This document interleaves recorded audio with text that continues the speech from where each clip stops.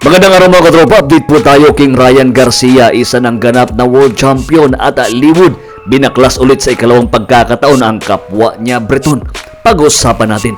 Ngunit bago ang lahat, kung ngayon ka lang napadpada dito sa ating channel, please palike at subscribe at pasuporta naman dito sa ating channel.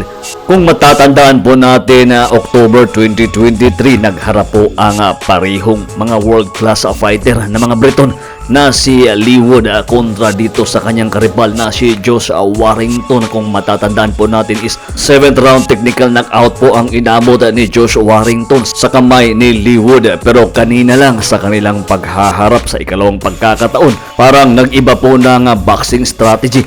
Itong si Leeward, makikita na parang Floyd Mayweather po yung galawan ni Leeward, kung saan pagkatapos po ito bumitaw ng isa at dalawang kombinasyon, humahawak po ito agad na kung saan hindi nakakaporma po masyado itong si Josh Warrington. Kung mapapansin po natin is talagang pumupuntos po itong si Leeward. Umabot hanggang saktulang 12 rounds ang kanilang laban at nakuha po ni Leeward ang unanimous decision victory. 29 wins na po itong si Leeward, 17 KOs at 4 na talo, samantalang bumagsak yung record ni Josh Warrington into 32 wins, 8 KOs, 5 na po ang kanyang talo. At sa isa pang banda, title fight ni WBC welterweight champion Mario Barrios kontra sa top contender na si King Ryan Garcia. Nagulat po ang lahat ng pabagsakin po ni King Ryan Garcia itong si Mario Barrios sa unang round pa lang ng kanilang laban. Tumama po yung napakalakas na right hook ni Garcia. Kilalang kilala po itong si Ryan Garcia sa kanyang signature left hook. Pero ngayon po, makikita na talagang napakadelikadong fighter na po itong si Garcia, na kung saan pati yung kanyang kanan ay talaga nga may paglalagyan po kapag tumatama sa nasabing bakbaka, na parang nasa survival mode na lang po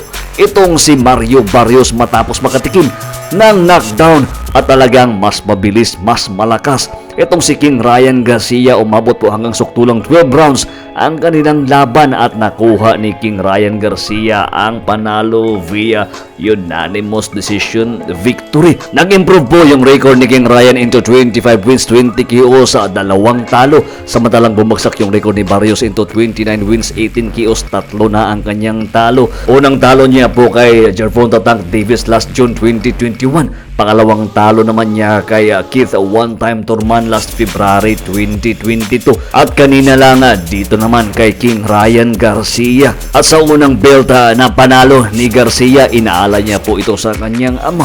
At ayon pa kay Garcia is gusto niya ng bakbaka na sa talagang matindi, tulad ni Shakur Stevenson. Sa ngayon, si Garcia yung may hawak ng WBC welterweight title, samantalang si Shakur Stevenson naman ang may hawak ng WBO junior welterweight title. Napakagandang bakbakan din. Pag nagkataon, abangan po natin ang susunod na hakbang ng mga kampiyon. Hanggang dito lang muna tayo sa ating update. Sa di pa nakapag-like at subscribe sa ating channel, please pasuporta naman. Maraming salamat po.